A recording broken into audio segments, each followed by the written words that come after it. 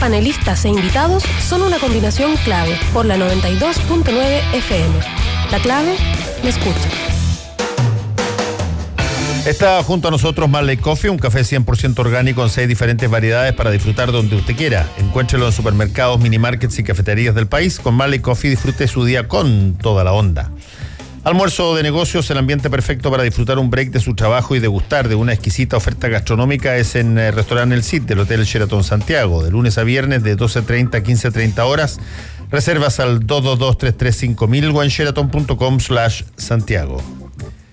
Vive tus experiencias al límite con la energía y el impulso de lo que te motiva. Hankook Baterías, lo mejor de la tecnología coreana, 100% libre de mantención y la mayor garantía del mercado.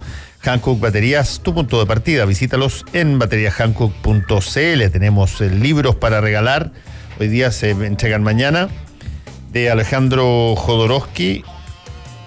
Y voy a ver bien el nombre del...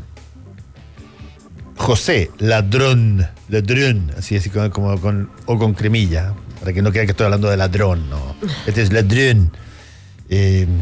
Alejandro Jodorowsky, José Ladrón, un libro ilustrado que son Los hijos del topo en su volumen 1 que se llama Caín, y el de Malcolm Beath, un historiador y periodista estadounidense británico, que se titula El último narco, el Chapo, y en el capítulo de La fuga antológica, que es la segunda gran fuga de Joaquín Loera Guzmán, desde una prisión de máxima seguridad mexicana, y cuenta todo lo que tiene que ver con eso, y es muy entretenido, está muy bien redactado el libro. Malcolm Beath, El último narco, el Chapo, La fuga, y Los hijos del topo de Jodorowsky y Ladrón, ya saben, para concursar, con hashtag combinación clave a Twitter y @megustaleercl.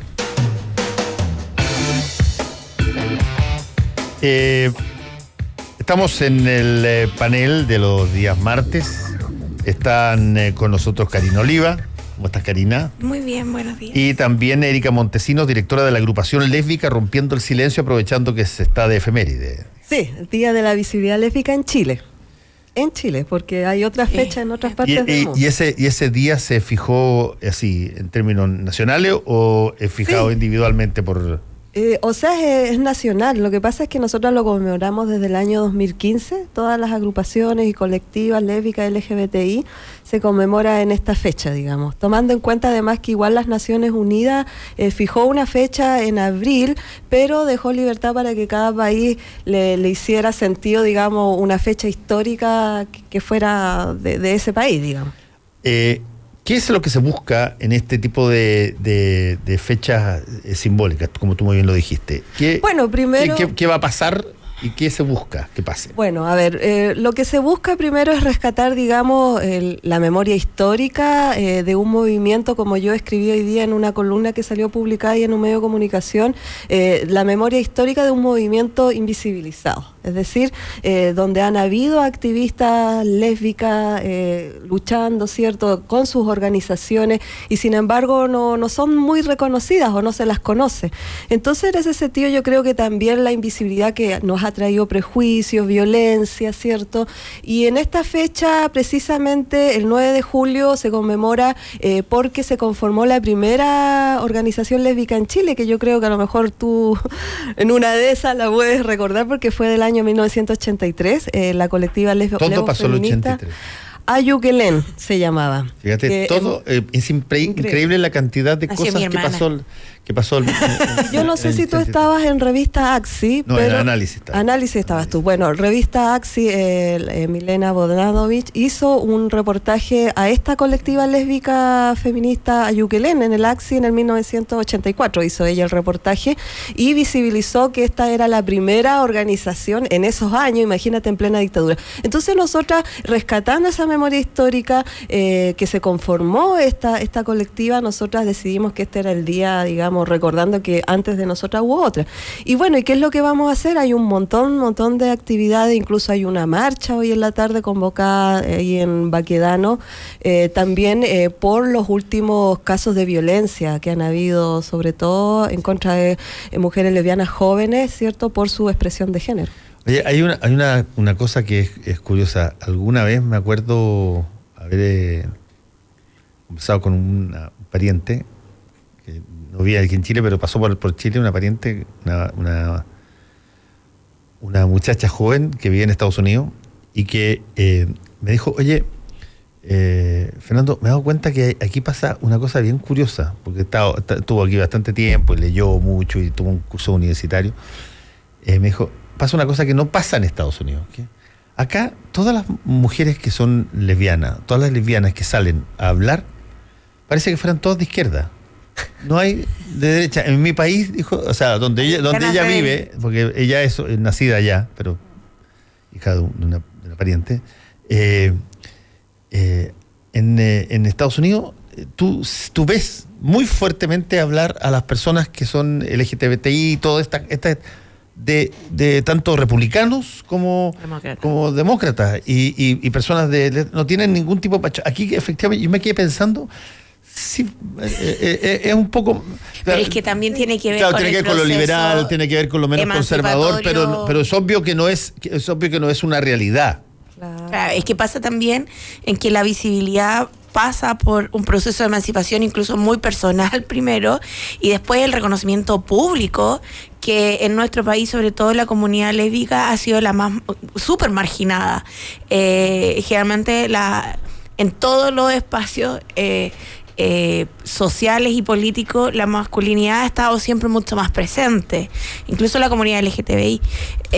Y hoy día ha habido un camino, yo creo, en Chile, que es muy importante desde el año pasado. Yo creo que ha sido como más constante hacer visible que la comunidad lésbica. Y además porque también el nivel de violencia hacia la comunidad LGTBI, a las lesbianas, ha sido muy fuerte en el último tiempo. Yo tengo compañeras del partido, amigas lesbianas, que han sido sistemáticamente violentadas, no solo físicamente, sino que verbalmente, han sido agredidas en la calle, han tenido que poner las denuncias, etcétera. Entonces también se ha ido dando una cosa de ya basta de esconder, basta de no visibilizar, porque también es un debate político.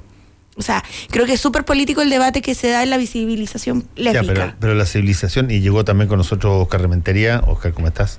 Buenos días. Pero la visibilización, que es un muy buen concepto, porque la visibilización tiene dos partes, a mi modo de ver, y quizás para ustedes tienen muchas más, pero dos básicas partes. Una es, para visibilizar algo hay dos formas. O tú alumbras algo que no se quiere ver, y tú le pones una luz encima, y visibilizas, o alguien se visibiliza, se auto claro, visibiliza. Es que son dos, claro. Y aquí, en general, y en todas partes, se ha aceptado la idea, que me parece razonable, de que nadie puede forzar a otra persona a visibilizar su situación o orientación sexual. Sacarlas del closet. Sacarlas del closet a la fuerza, sino que hasta ahora se ha pensado que esto se hace de una manera total y absolutamente voluntaria. O sea, es un proceso personal de cada persona. Pero ahí se da esta situación de la que hablaba mi prima, porque que de repente tú te llegas a la conclusión, chuta, ¿sabes qué? Pareciera ser que el lesbianismo es un concepto ideológico, toda la es un concepto ideológico de la izquierda, claro, como si fuera una ideología y la verdad es que mucha gente, todos conocemos a mucha gente que es homosexual de todo tipo de posturas políticas. Sin embargo, hay menos visibilización en el sector de la centro derecha, salvo con la excepción de Oscar Rementería, que siendo una persona de centro derecha pertenece al móvil que de repente agita las aguas. Oye, yo conozco muchas mujeres lesbianas que pertenecen, por ejemplo, a Evópolis, movimiento, y a la Comisión de Diversidad de Evópolis. No, sí, pero no, tú las ves haciendo activismo. No, por lo menos, o presentaciones públicas o comunicaciones públicas sobre... Están buscando los espacios, están ganándose los espacios para poder visibilizarse también, porque uno puede hacer muchos análisis en relación a a la presencia de las mujeres lesbianas, por ejemplo, en el activismo, pero finalmente todo uno puede resumirlo en decir esto también es parte de la herencia cultural machista que tiene nuestro país, que se ve reflejado en distintos tipos de situaciones. Por ejemplo, en el caso de las agresiones que nosotros reportamos del año 2018, la gran mayoría fue en contra de mujeres trans. Entonces ahí tú también puedes sacar un elemento de que existiendo... no hablando de las mujeres lesbianas, sino por ejemplo en el caso de las personas trans, las que se llevan la peor parte son precisamente las mujeres trans. Entonces todo tú puedes individualizar este elemento machista que está presente, machista, misógino que está presente en nuestra sociedad y que se ve evidenciado, plasmado en diferentes áreas. O sea, nos han educado, digamos, a nosotras las mujeres para no estar en lo público. O sea, y claro, o sea, y que menos hables es mejor. Entonces, en ese sentido, yo creo que aquí hay una construcción de base. O sea, sí, que eso es verdad, pero convengamos que ha ido cambiando. Ha ido cambiando, pero, o sea, yo te digo que siempre a nosotras las mujeres, y no es por victimizarnos, pero siempre nos ha costado el doble. O sea, si queremos hacer un camino, por ejemplo, de visibilidad, nos va a costar, ponte tú, que los medios de comunicación digan, la agrupación ya, todo. No, o sea, nos va a costar siempre, o sea, siempre va a estar ahí. Oye, solo para agregar, lo que dijo Fernando, ha ido cambiando. Yo creo que el mejor elemento que nos manifiesta que ha ido cambiando es que ahora nos enteramos, nos enteramos que a la mujer le cuesta el doble, nos enteramos de estas discriminaciones institucionalizadas, que era lo normal. Y yo creo, y yo aquí voy a tirar una frase para que continúe mi querida amiga Karina, de que todavía en nuestro país el elemento machista es muy fuerte. Si lo normal, entre comillas, es que el hombre vaya a trabajar y la mujer se quede en la casa cuidando a los niños. Pero si incluso hoy, si la mujer va a trabajar y el hombre se queda en la casa cuidando a los niños, es un mamón, un mantenido y qué sé yo. Y eso que muchas personas nos están escuchando y les puede sonar como normal la última frase que tiré, significa que todavía el elemento cultural, machista, misógino de donde predomina el hombre está presente en nuestra sociedad. Sí, pero yo creo que eso pasa y también ha ido habiendo un cambio no solo generacional, sino que también muy cultural. O sea, hay, por ejemplo, los niños de 15 años hacia abajo no tienen normalizadas ciertas conductas que cuando yo tenía esa edad estaban súper normalizadas. Sí. Pero a propósito, yo creo que sobre todo la posición como política de las agrupaciones, yo creo que hoy día pasa mucho, y que es algo que a mí sí me preocupa, es que las agrupaciones o en general las personas tanto lesbianas o de la comunidad LGTBI+, tienen un rechazo per se normal, entendible, comprensible, no hacia el sector político, sino que hacia los partidos políticos. Que eso en general. Todo eso en general. Sí, pero sobre todo, pero donde yo veo, porque lo digo como una preocupación porque hay un elemento de la demanda sustantiva que es política. Y a mí también me agota lo que pasa a veces en el Congreso, en el Ejecutivo, pero mis demandas también son muy políticas. Entonces, desde mi punto de vista, el tomarse espacios políticos es súper relevante. Y una cosa es el proceso político que han vivido las dirigencias políticas de los partidos o no ver en los partidos una relevancia política para enfrentar el debate. Yo creo que son dos momentos distintos, muy parecidos, pero que no son iguales. Es que retomamos energía. Retomamos el desayuno. Déjame plantear una cosa ahí porque creo que es interesante el tema, entre otras cosas porque esto es algo que por primera vez se está manifestando incluso públicamente en la forma en que lo estamos haciendo nosotros. No era usual hace 15, 20 años atrás que tú estuvieras en un programa una hora discutiendo sobre qué sé yo, las distintas orientaciones sexuales o el día eso no existía. Eran luchas por meter una columna, yo me recuerdo, hacer un reportaje sobre eso. La gente era una de las 500, en los grandes medios se preguntaba, ¿y qué estamos tratando de entregarle a nuestros avisadores? Por muchas razones, el tema del homosexualismo, para ponerlo en general, es un tema que no es teórico ni es retórico. No es algo que se discute o algo que se piensa. es algo que cuando se ve, yo por ejemplo me ha sorprendido, genera emociones ver dos personas tomadas de la mano del mismo sexo. Genera casi como un ímpetu por responder, como si fuese una provocación que están haciendo para que alguien reaccione. Y eso es una cosa que no se produce cuando tú vas con tu pareja, hombre y mujer, tomados de la mano, incluso pueden estar lo encuentran normal y todo, no importa si son cabros chicos y todo. Pero si es que hay una situación de usar lo público en términos normales para algo que hasta que es lésbico o homosexual, genera en algunas personas no solamente una cosa así como, cosa de ellos, sino, genera una automática reacción. Y en algunos casos ha sido una reacción violenta.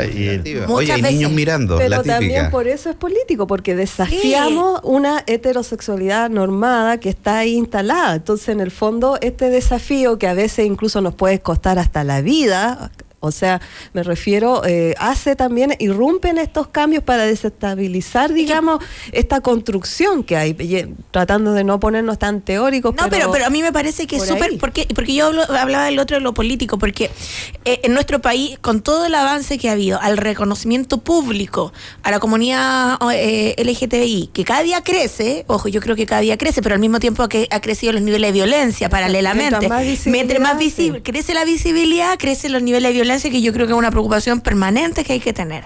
Pero al mismo tiempo, todavía no tenemos o no vemos en posibilidad o no se ha materializado la posibilidad de que haya representantes en espacios públicos de manera igualitaria de la comunidad LGTBI+. Bueno, o sea, eso senador, tiene que ser electos. Por eso hablo de por qué la demanda política desde el espacio político se vuelve tan relevante, más allá de que uno tenga un malestar con una institución, de por qué uno no puede abandonar esa batalla. Mira, en relación a lo que planteaba Karina, es efectivo de que la violencia ha aumentado. Nosotros logramos registrar un aumento del 44% de las denuncias por discriminación de todo tipo, desde las más violentas hasta discriminaciones más institucionales, digamos, más formales, las leyes, normas, decretos, etcétera, en comparación al año 2017, que fue el informe que presentamos a principios de este año. Pero solamente el año 2018, por la elevada cantidad de denuncias, equivale al 22% de todos los registros que en el móvil tenemos desde el año 2002. Y eso es tremendamente preocupante. Nos estamos reuniendo en una mesa de trabajo, por ejemplo, con la Subsecretaría de Prevención del Delito, porque además se dispararon las agresiones más violentas, lo vimos a principios de año. Eso es lo que te digo. Sí, pero visualmente da la impresión de que se tratara de una provocación. Claro, se dispararon las agresiones más violentas. Y queda también en evidencia la falta de capacidad del aparato del Estado. Y cuando hablo del aparato del Estado estoy hablando de Carabineros, estamos hablando de la PDI, del Ministerio Público, en relación a que independientemente que ellos tratan de hacer cumplir la ley, no tienen la formación necesaria para entender cómo hay que tratar a las víctimas de la discriminación. Porque además, mira, yo te voy a dar un dato que es súper interesante. De acuerdo a la experiencia de nosotros, lo que, por ejemplo, el año 2018 tenemos 698 denuncias de discriminación variadas. Y de acuerdo a nuestra experiencia, eso equivale solamente al 8% de los casos reales de discriminación, porque el 92% de las personas que sufren discriminación, estamos hablando de la diversidad sexual, no hace la denuncia para evitar una doble victimización. Y lo hemos visto que, por ejemplo, a una mujer lesbiana la golpean o a una mujer trans la golpean en la vía pública, va a la comisaría de Carabineros en la denuncia y Carabinero es que le pasó porque usted está vestida así, casi como que anduviera disfrazada. Bueno, eso es lo que pasa por andar dándole besos a otra mujer. Bueno, entonces vuelven a ser victimizadas por los agentes del Estado porque no tienen la capacidad y en muchos casos tampoco la voluntad de capacitarse en estas temáticas que llegaron para quedarse. O sea, bueno, nosotras mismas también tenemos el estudio Ser Lesbiana en Chile, que lanzamos este año, el 75% de las mujeres lesbianas dijo que había sido acosada y violentada en la vía pública alguna vez en su vida por su orientación sexual.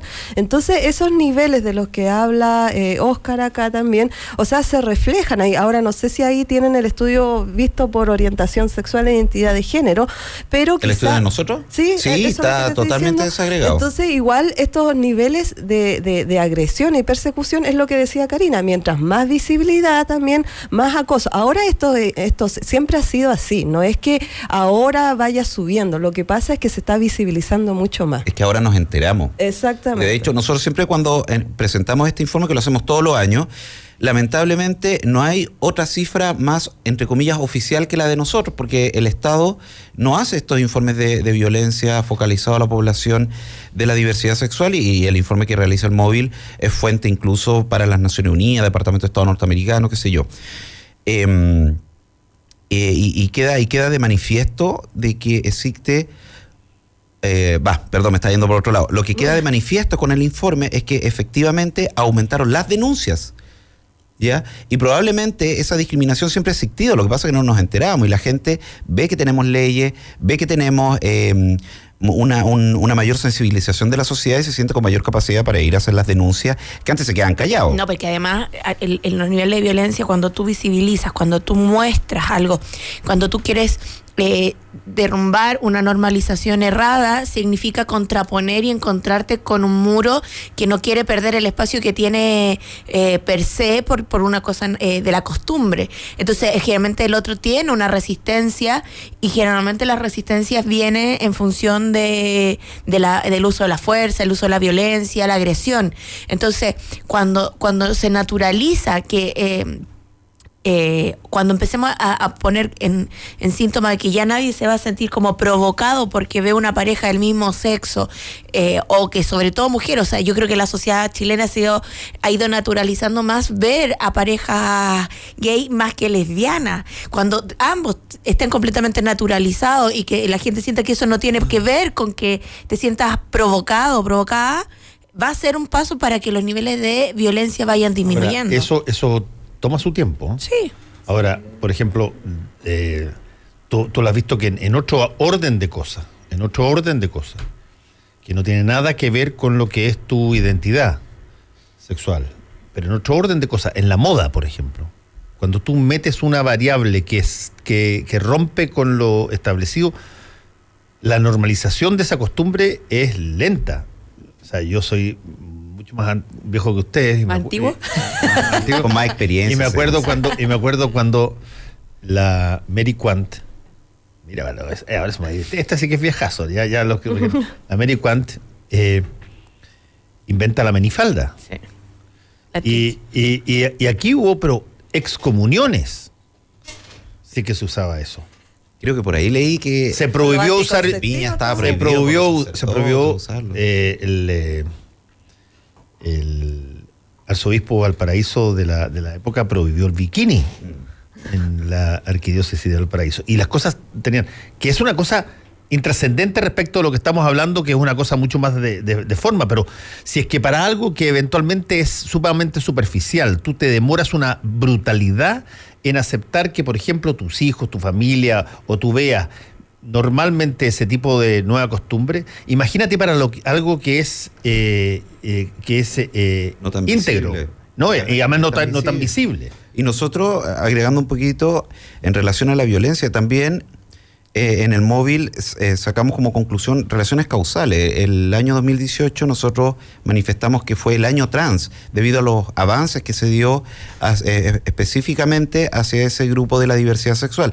La identidad de género, la visibilidad de Daniela Vega, que ayudó tremendamente, el premio Oscar que obtuvo ella, y al mismo tiempo los grupos más visibilizados o que obtienen más beneficios son aquellos más maltratados, y fueron específicamente la población trans la que recibió porcentualmente la mayor cantidad de agresiones o de discriminaciones reportadas. Se visibilizó en ese momento. Claro, pero mira tú, y eso siempre es una relación causal. El año anterior dijimos que se había avanzado en las temáticas de las mujeres lesbianas y fueron precisamente las que reportaron mayor cantidad de agresiones, y es porque los sectores más homofóbicos, discriminadores, etcétera, reaccionan de manera más violenta cuando ven el avance de la igualdad de derechos. Esos grupos más radicalizados, homofóbicos, más conservadores, también crecen y se visibilizan más cuando la otra posición se visibiliza, porque genera la resistencia a algo que no quieren que se vea y que quieren mantener oculto. O sea,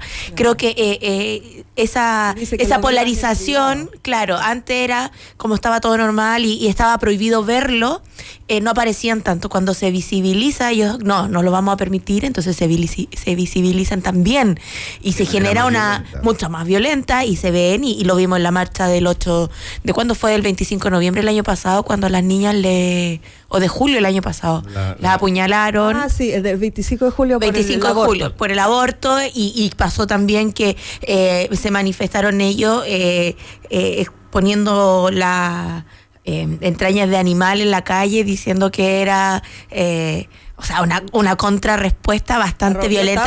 Sí, sangre. O sea, supuestamente era sangre, era pintura roja. Y además que estos grupos se empiezan a organizar de mejor manera y empiezan a conversar a través de lo que eran antes células absolutamente independientes.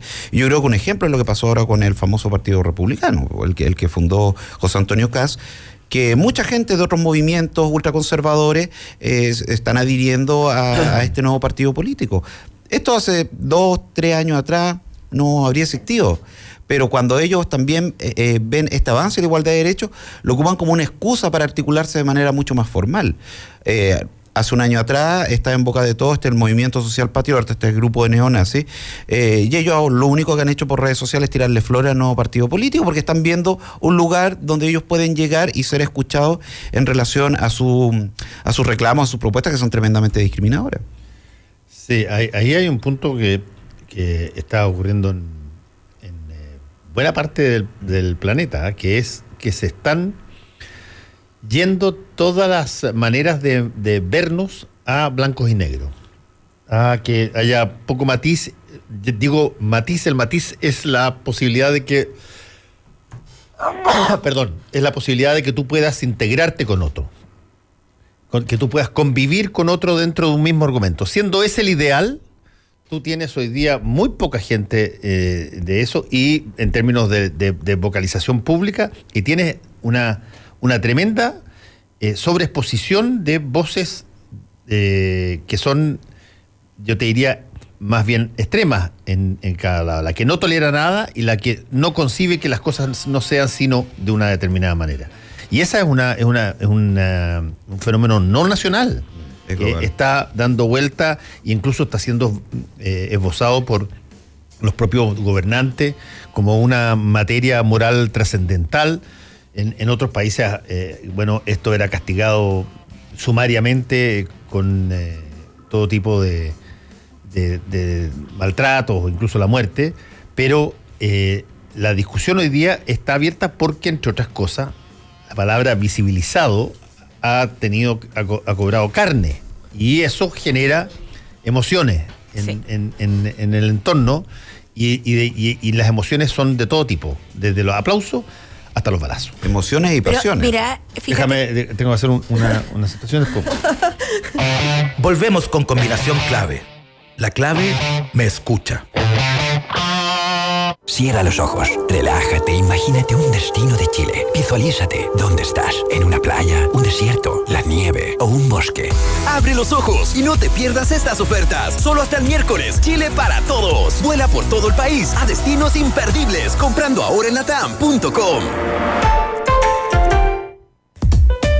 Hay pocas cosas más ricas que compartir un brunch familiar. Sábados y domingos de 3 a 16 horas en Restaurant El Cid. Disfruta un sabroso menú con variadas estaciones, coctelería con espumante, bebidas gaseosas ilimitadas y espacios para que los niños jueguen. 32.900 pesos IVA incluido por persona. 50% de descuento para niños de 4 a 11 años. Reservas al 222-335000 o en Sheraton.com/Santiago. Porque nos conectamos con el planeta y somos ecorresponsables, promovemos prácticas sustentables para que tengas a diario una taza de café con un sabor 100% orgánico, libre de pesticidas, químicos y fertilizantes. Un sabor puro e inigualable.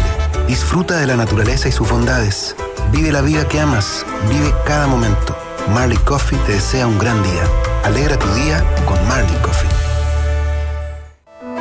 En el corazón de Providencia y a pasos del metro, Hotel Nogales and Convention Center. Un servicio de primer nivel con estacionamiento, wifi y desayuno incluido. En Hotel Nogales ponemos a su disposición nuestros centros de evento con salones y capacidad de hasta 400 personas.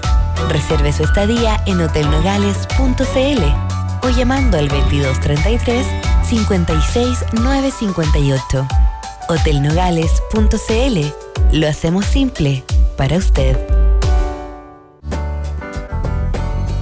Si quieres escuchar La Clave en tu radio, sintoniza la 92.9 en Santiago. Si prefieres escucharla y verla en tu smartphone, compu, iPad, radiolaclave.cl. Estés donde estés. La Clave me escucha.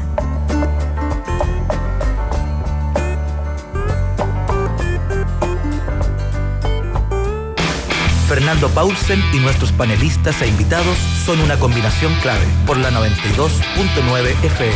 La Clave me escucha.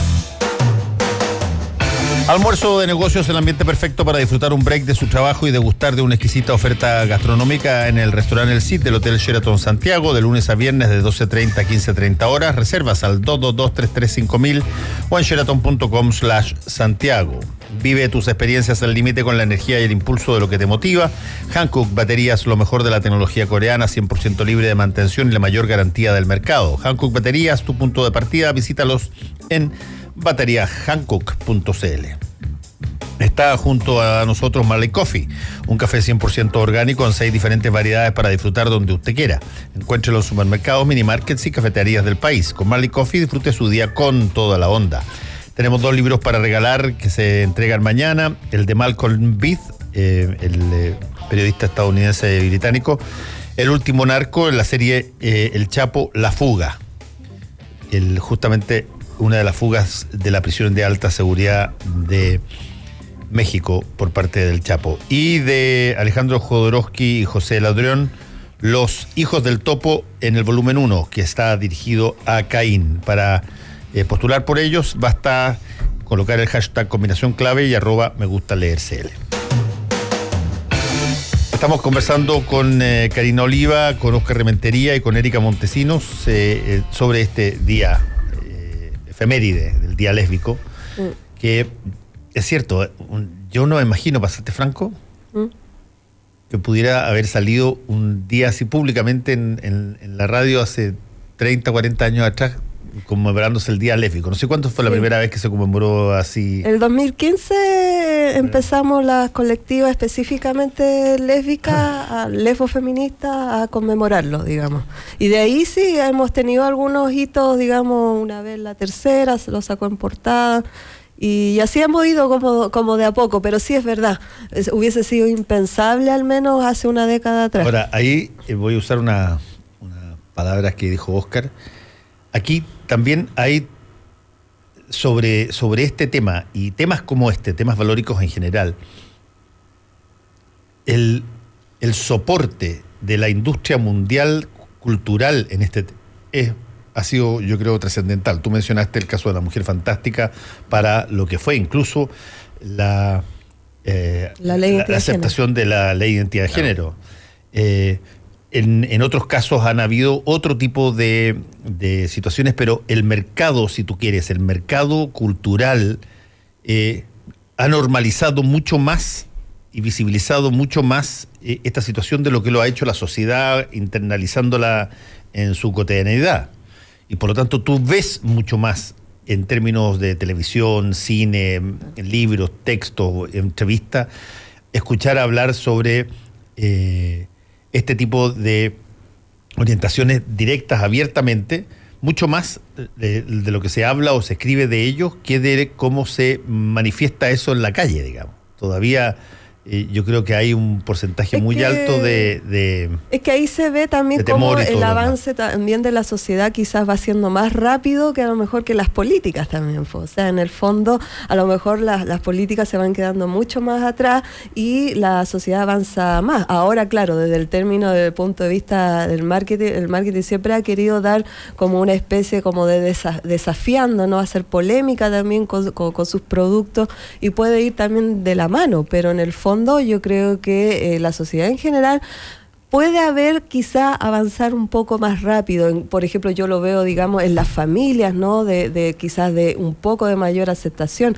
Ahora igual, por ejemplo, hay que recordar el caso el otro día de un joven que el papá lo golpeó, ¿cierto? Sí. Lo apuñaló. Lo apuñaló, imagínate, por su orientación. Todavía tenemos compañeras, todavía hay lesbianas que las mandan al psicólogo obligadas. En el fondo todavía hay estos reductos de homofobia y lesbofobia ahí, digamos. O sea, se va avanzando. Sí, ahora, pero complementando un poquito, efectivamente, si uno hace un análisis así como un generalizado, hay sectores que quedan más rezagados que otros en relación a la percepción o a la aceptación de la igualdad de derechos. Efectivamente, la sociedad va más adelante que las leyes. Mientras el país aparece en las encuestas de opinión pública más del 50 o 60% a favor del matrimonio igualitario, el proyecto todavía no se comienza a discutir en el Congreso.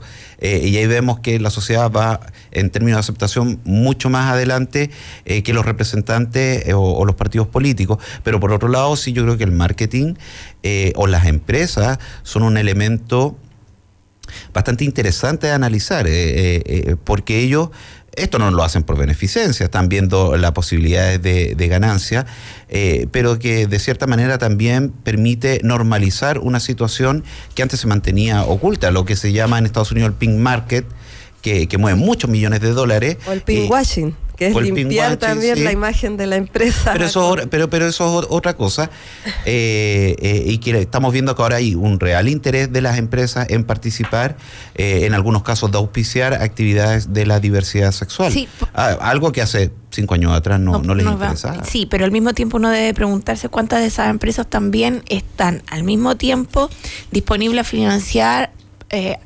posturas homofóbicas, porque también lo existe, o sea, también hay una contraposición, porque por ejemplo, que fue parte del debate incluso del Día del Orgullo, ¿sí? El tema de las grandes marcas y de los sponsors frente a la actividad.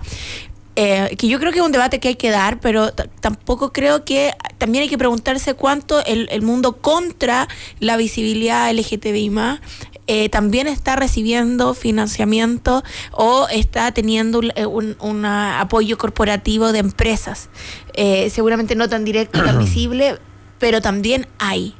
Es que hay una diferencia porque estas empresas, uno lo que puede ver que son empresas internacionales o multinacionales, digamos las cabecillas de que están apoyando este tipo de actividades. De hecho, son muchas empresas que uno no conoce. Hay redes de empresas por la diversidad que hacen capacitaciones internas a sus funcionarios, a sus empleados, pero es parte de normativas de inversión responsable. Entonces, aquí yo quiero aclarar un punto. Si algunas empresas por ejemplo, están financiando actividades que sean homofóbicas, como lo que planteabas tú, y tienen esta normativa sobre el inversionista, significa que esa empresa no va a recibir inversiones, porque hay una especie de normativas internacionales, lo que se llaman los principios de inversión responsable. Eso yo creo que eso es parte de lo que se debate en lo público, pero en el espacio como privado es que eso ya son donaciones personales, porque, no es claro, de la empresa. Porque así como pasa con las dictaduras militares, con las dictaduras en general, también reciben apoyos de espacios. O sea, lo que pasa cuando, por ejemplo, se apoya la situación en Palestina y cuánto apoyan las organizaciones israelíes a ciertos espacios, y que también tienen que ver con las libertades, también tienen que ver con los espacios democráticos que uno va aspirando. Entonces, a eso voy. O sea, creo que también la preocupación tiene que ver en cómo se generan, más allá de lo que ocurra acá en nuestro país, en lo específico, o lo que ocurra en la marcha del orgullo en específico acá en nuestro país, o lo que diga la normativa. O sea, generalmente cuando hay espacio de empujar transformaciones, empujar espacios de visibilidad, esos espacios tienen apoyo tanto de empresas privadas como de corporación, investigación, las fundaciones, etcétera. Pero al mismo tiempo, ahí está el otro lado, el lado oscuro de la fuerza, de hecho, también recibiendo está su... históricamente lleno de mecenas ricachones que apoyaron todo el arte que era hecho en gran medida por un montón de pintores desde el medioevo en adelante, con conocimiento que eran homosexuales y algunas incluso siendo pareja, y financiaban aquello abiertamente y se daba aquello. Pero es que también... déjame...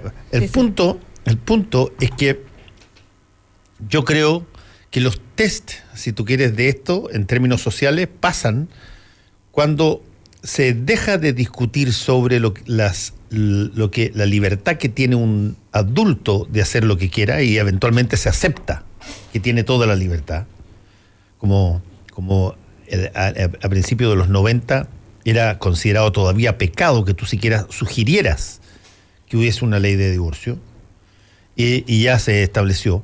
Pero aquí creo yo que en el ámbito particularmente de las personas gay, lo que hay es una total y absolutamente distinta manera de percibir la realidad homosexual del adulto, de concebir que un joven puede declararse, o especialmente si es menor de edad, pueda declararse de la misma manera como se declara a sus padres o como se declaran los demás o abiertamente. Esa dificultad todavía yo siento que choca con el conservadurismo, casi como si tú tuvieras que cumplir una edad grande para tener que definirte en términos de género. Como si fuera un derecho político. Exactamente. Claro, o sea, como si fuese un examen de grado. Claro. Pero de hecho, unos resultados del estudio que hablé delante de Ser Lesbiana en Chile, que lo destacó La Tercera en su portada, es que más del 50% de las lesbianas que se encuestaron declararon que su orientación sexual la percibieron antes de los 14 años.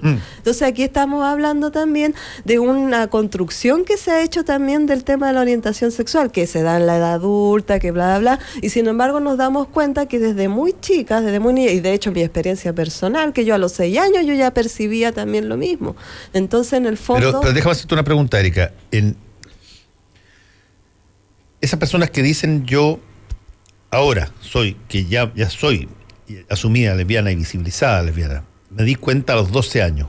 ¿Qué gesto, qué visibilización, qué comunicación podía ella plantear públicamente, preguntarle a sus profesores respecto de lo que ella sentía que estaba pasando en esa época?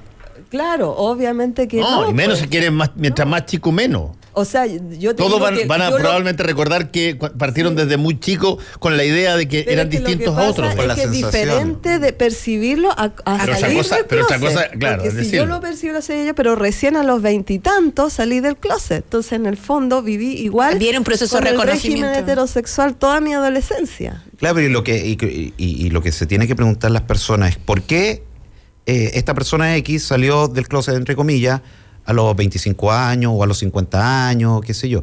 ¿Cuál fue el elemento que le impidió vivir libremente su sexualidad? Entonces ahí uno entra a la explicación de el miedo a ser discriminado. Y el miedo a ser discriminado no por el vecino, sino partiendo por tu familia, por tu mamá, por tu papá, por tus hermanos y qué sé yo. Y eso lo estuvo conteniendo hasta que tuvo un momento de libertad o de autodeterminación, no sé, se puso a trabajar, se fue de la casa a estudiar a otra región. No dependía económicamente. Claro, ya no tenía la dependencia de las personas que eventualmente lo podían discriminar y ahí se asume libremente con su entorno. Entonces, es ahí, yo creo, una de las situaciones más complejas de la vida de todas las personas que, ¿por qué no te pudiste asumir antes? Y eso nos ha pasado a todos. Claro, o sea, eso también, y también la violencia que lleva también el hecho de asumirlo, pero también de expresarlo también, porque yo no sé, Fernando o Karina, bueno, Oscar, yo creo que sí que han escuchado sobre la expresión de género, que la expresión de género es como tú manifiestas también tu género, en el fondo, por ejemplo, si es femenino, masculino, y por ejemplo nos encontramos que muchas mujeres lesbianas lo manifiestan de su expresión de género masculina, y ellas, las que son llamadas las camionas, y ellas justamente son las que más reciben la persecución y la violencia. O sea, tenemos el caso que hoy día se está hablando gracias a la BBC, yo tengo que decirlo, a la BBC que sacó ese reportaje de Nicole Saavedra, este caso de esta joven lesbiana asesinada el 2016 y que 3 años todavía no se encuentran a los asesinos. Y ella fue perseguida y acosada antes que fuera torturada y más encima violada, ¿cierto? Por su expresión de género, porque tenía una expresión de género que peyorativamente se le llama camiona. Entonces eso también hay que tomarlo en cuenta, que en caso de la imposibilidad de visibilizarse a veces. Mira, hay casos que yo me recuerdo porque los reporté, bien interesante, que causaron remesones grandes en esta materia, con el cambio en la intención de las personas. Te voy a contar un caso. El primer caso que yo escribí en mi historia de vinculación con la revista Análisis, el año 1980, fue un caso sobre un consejo que se creó en la dictadura, que se llamaba el Chilean American Council, el Consejo Chileno-Americano, estadounidense, y que tenía como contraparte a un gran lobista estadounidense que se llamaba Marvin Lipman, del Partido Republicano, uno de las personas más reputadas, más reconocidas, que llevaba las cuentas de relaciones públicas de empresas gigantescas, incluso de gobierno. Bueno, y llega a acuerdo con el gobierno de Chile para intentar convencer a parlamentarios estadounidenses y generar una armonía en las relaciones entre Estados Unidos y Chile durante la dictadura, cuando estaba la crema, para ver si que se podía mejorar esa relación estadounidense con Chile después del asesinato de Orlando Letelier en Washington.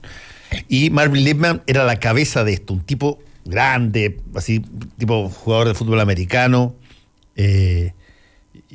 y que llevaba esta causa del caso chileno. Y era de las personas más reconocidas en Estados Unidos al respecto, y muy, muy conservador del Partido Republicano. Bueno, él tiene que pagar una multa y todo, porque en Estados Unidos hay que declararse como agente al servicio de un gobierno extranjero, y él no se declaró y tuvo que emitir todo lo que se había hecho en retrospectiva, y ahí yo agarré todos esos documentos y los publiqué en el año 1980. Pero Marvin Lipman siguió funcionando con todos sus grandes clientes, un tipo muy poderoso dentro del Partido Republicano, y 2 años después él anuncia que sale del closet, que él es homosexual y que se va a dedicar de ahora adelante a dejar el lobby individual para países y todo y las empresas, y solamente va a trabajar para la relación de igualdad de derechos y todo lo demás en el ámbito de las orientaciones de género y la diversidad sexual. Y queda en ese momento un bombazo en Washington DC, porque era ese personaje potente, qué sé yo, salvaje, ¿eh? Así tipo Trump, ¿me entiendes? Un tipo hacedor, que no tenía para nada esa caricatura de maqueta que normalmente se asocia a personas que es más afeminadas, nada, era, bueno, y se altera toda esta cosa. Perdió como 6 clientes que se retiraron de la agencia de Lipman. Y él siguió hasta que se murió, de ahí en adelante solamente trabajando por la causa de diversidad sexual en Estados Unidos. Pero piensa en el mismo caso de el vice de George Bush, hijo, que este tipo que va creciendo y se retira en un momento, porque muchos decían que tenía que ser candidato cuando, si no me equivoco, cuando gana Nixon, o pierde Nixon. Que incluso lo retrata en la película Vice, y que es el candidato prometedor que viene, y su hija le cuenta que es lesbiana. Ah, no, tú estás hablando de Dick Cheney. Sí. Dick Cheney, que fue vicepresidente de George Bush padre. Sí, y él se retira porque también ve la posibilidad de que el entorno, por proteger a la... Por protección, porque lo que iba a ser un impacto público, político, por el mundo republicano, que el candidato, su hija fuese lesbiana, él prefiere una retirada. Y ahí se vuelve creo que ahí se pone de manifiesto lo que cuesta enfrentar públicamente el que no ser agredido, el miedo a ser agredido y que tu entorno sea agredido. O sea, personas que tienen un nivel de poder bastante significativo prefieren retroceder para no enfrentar eso. ¿Qué les va a pasar a personas que viven una cotidianidad distinta? Y eso yo creo que es muy importante manifestarlo. Eso es muy importante que no se naturalice que haya que vivir con el temor. Yo siempre digo, o sea, el miedo es un motor de concentración de poder. O sea, es súper relevante cuando se enfrenta el miedo para la visibilidad lésbica, para cualquiera de las demandas, que tiene que ver, por ejemplo, el miedo frente incluso de cómo se genera la tensión, incluso en lo que pasa en el Instituto Nacional. No, fue vicepresidente Cheney, fue de presidente de Bush hijo. Sí, fue secretario de Defensa, creo. Sí. Que partió como muy piolita él, como... Pero lo que voy es que el miedo es un determinante del poder tremendamente fuerte. Y también afecta los avances, porque cuando, por ejemplo, aumentan las agresiones, la gente se siente con mayor temor de expresar su orientación sexual o sus sentimientos en público, no lo hacen y esta visibilidad por la que uno está trabajando empieza a decrecer. Entonces nos genera retrocesos claramente, yo diría que a todo nivel. Bueno, y digámoslo ya para plantearlo en la otra esfera, el que tú tengas que negar tu identidad sexual no te hace que no la ejerzas, solo que tú vas a tender a ejercerla más privadamente, más secretamente o incluso ilegalmente. Por ejemplo, viviendo una doble vida también. Viviendo una doble vida. Por ejemplo, el caso de muchos sacerdotes que abusan tiene que ver un poco con eso. Se recluyen, esa es toda la tesis de Sodoma de Frédéric Martel, que es que mucha gente va hacia y se hace sacerdote y va y viaja al Vaticano porque sabe que ahí hay una organización interna que ampara y que protege este tipo de comportamientos que te deben mantenerse en algunos casos bastante bajo perfil. Y algunos ya han salido del closet también, se ha visibilizado montones de casos de sacerdotes, pero tú tienes, al no dejarte o no estar preparada la sociedad para recibírtelo de igual manera, bueno, eso que constituye tu identidad va a salir materializada de todas maneras, pero de otra forma, y que probablemente es más precaria, es más dificultosa y tiene más riesgo. O sea, en Chile hasta el año 99 las relaciones sexuales entre personas del mismo sexo eran en teoría ilegales porque estaban en el Código Penal, pero los homosexuales existían igual. De hecho habían discotecas como el Fausto que se habían creado. Además se abrieron discotecas fue en dictadura, de hecho. Claro, entonces claramente cuando hay leyes porque no se van a terminar cumpliendo, la gente va a seguir... por decirlo de alguna forma, va a seguir existiendo. ¿Ah? En relación a lo que dices tú del libro, sí, es una explicación, pero a mí yo tengo ahí mis cuestionamientos en relación. Creo que el libro estigmatiza mucho a las personas homosexuales. Creo que las transforma como una especie de mafia que existen. Yo no estoy de acuerdo con eso. Le pone como esa imagen. A ver, pero espérate, dediquémosle 2 minutos al libro. Oscar, yo creo que Frédéric Martel se acerca mucho a comprobar de que no es que haya una mafia, porque no es una mafia lo que hay. Lo que él plantea que hay es que hay una organización que funciona bajo la lógica del gayismo, si tú quieres, sacerdotal.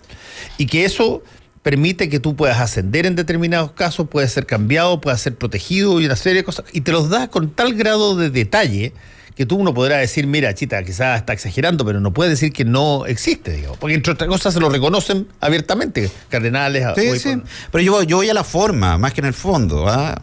No me gustó mucho como se presentó. Yo no estoy diciendo que el libro diga la verdad o diga mentira. Yo estoy diciendo simplemente que no me gustó como la forma en que se presentó esta como asociación, entre comillas, ilícita que existe de gays. ¿Ah? Dentro de la iglesia. Claro, y si te gusta te ponen en este cargo y si no te sacan. Pues, y eso yo lo conozco como mafia, po. Si no lo conozco con otro nombre. Pero es la forma, no el fondo, a eso voy. Porque algunas personas se pueden aprovechar, especialmente los sectores más contrarios a la igualdad de derechos, de decir, oye, si esto es como una organización internacional, pues cuántas veces nos han dicho que pero esos sectores más conservadores son los primeros en defender a la iglesia con los condoros que se mandan, o sea. Sí, bueno, y últimamente han estado un poco plop, no saben cómo defenderlo. Claro, entonces yo... No, y ahora hay una nueva denuncia, y esta vez contra el propio sacerdote Fernando Monte, que habrá que ver cómo reacciona el sacerdote, pero ese tipo de situación no ha parado. El hecho de que hoy tú tienes por año 12 o 14 denuncias de abuso que están en aumento y que abarcan muchos más lados y que todos tienen de alguna manera una coincidencia en una suerte de proyecto o de proceso donde había opacidad y los conocimientos, había relaciones jerárquicas, uno era orientador espiritual o era jefe del otro, y que en el caso de los menores esto funcionaba en un circuito absolutamente paralelo de todo el resto de la liturgia. Pero el modus operandi, si tú quieres, es prácticamente el mismo y no ha dejado de salir. Y por lo tanto, yo por eso hacía la disquisición de que cuando tú colocas el elemento de a qué edad podemos empezar a hablar de estas cosas con total normalidad, si tú tenías, no sé, un 60% de apoyo moderno, eso te baja a 40 o a 43 de acuerdo a la respuesta que tú das. Pues si tú dices, mira, esto es una cosa que se debe comenzar a dialogar muy temprano, y no solamente con los papás, sino que con el colegio y la cuestioncita. Educación sexual. Exacto, educación sexual. Se te va a salir un montón de gente que está pro esto, pero que puede creer que en realidad esto se puede convertir... Estás como adoctrinando a los niños y a las niñas. Se puede convertir en una especie de... Claro, es verdad que salen criticando cuando sacamos el cuento Nicolás tiene dos papás. O sea, que no hay mayor mundial yo creo que el mayor adoctrinamiento es la cultura heteronormada. O sea, hasta cierta edad tú solo tienes que convivir con el mundo blanco y negro entre hombres y mujeres, y de ahí ves que más adelante eres una persona... O sea, yo creo que el adultocentrismo, para enfrentar cada uno de estos debates, ha hecho que los niveles de violencia sean cada vez mayores cuando se generan las visibilidades. O sea, un niño o una niña puede entender perfectamente que su vínculo emocional, su condición de identidad no depende necesariamente de una relación con lo biológico, porque también hay una construcción social. O sea, hay determinantes que sobrepasan a lo que estamos por naturaleza, no por naturaleza, por construcción social determinado. Y yo creo que si eso se naturaliza entre más pequeños... Mira, la pregunta es, ¿cuándo comenzamos a hablar esto con los niños? Esa es la pregunta. No es como de dónde venimos, de cuándo lo empezamos a hablar. Desde el momento, si yo pongo un niño de 1 año a ver cómo unos monitos, unos dibujos animados, está el príncipe dándose un besito con la princesa, bueno, desde esa edad hay que explicarle de que también puede haber un príncipe dándose un beso con un príncipe. Bueno, hay cuentos. Pero eso créemelo, que esa es una pelea que todavía no tienes ganada en este país. No, para nada. Tú puedes tener ganada la idea de, oye, desde chiquitito que se entienda que los besitos son besitos y que los toquecitos son toquecitos y que la niñita tiene un hoyito y el minito tiene un pirulito. Todo eso lo puedes hacer. Pero si que tú quieres tratar de ahora introducir esa variable en colegio que abarque todo tipo de diversidad sexual, eso se te va a saltar, porque todavía... Es que todavía hay algunas personas que creen que la orientación sexual... Se contagia. Se enseña, como si uno te enseñara homosexualidad como si fuera matemática. Eso. Hay niños a los 12, 13 años que todavía no son capaces de llamar las partes de su cuerpo por cómo se llaman. O sea, a un niño tú le dices que... los senos no son la pepita y son senos, que la vagina es la vagina, que el pene es el pene, y todavía como que nunca se los nombrado por cómo se llaman. Si con su propio cuerpo le hemos negado relacionarse de manera natural, o sea, plantearle algo otro, obvio que va a ser más complejo. O sea, si las cosas se empiezan a llamar por su nombre desde lo que son. Ahora con el acceso a internet, ¿cómo también aprenden de sexualidad también? Sí, o sea, bueno, convengamos una cosa, digamos. Tú tienes hoy día en televisión, y te lo digo, acceso a más escenas de cama hoy día desde toda hora del día que probablemente la has tenido en la historia. Porque no hay drama que no lo tenga, no hay telenovela que no lo tenga, el tema se conversa, se habla, no hay nadie que lo dirija, algunas cosas parecen normales, otras cosas no, pero que está presente el tema y que está candente todo el tiempo, hoy día mucho más que nunca antes, creo yo, en la historia. O sea, antes es un mundo. Ajá. El mundo moderno es tremendamente erotizado, es tremendamente... Oye, antes teníamos la restricción de la televisión abierta, porque después de las 10 comenzaba a transmitir esa escena. Hoy en día, 24 horas, tenés YouTube, tienes Netflix, tienes HBO, Go, lo que tú queráis para poder ver las situaciones. Te gastas esta plata en distracción. Sí, creo que tenemos las mismas aplicaciones contratadas con Fernando. No, yo tengo HBO. Dos que tú no tenés, Hulu y Cracker. No las tengo. ¿Viste? Ya. Nos tenemos que ir. Karina Oliva, sorry Oscar. Va a llegar la próxima serie y ya las tengo. Sorry Oscar, pero te metiste con un pro en esto. Muchas gracias por venir, Erika, también. Muchas gracias, Fernando. Volvemos un ratito. Volvemos con Combinación Clave. La clave me escucha.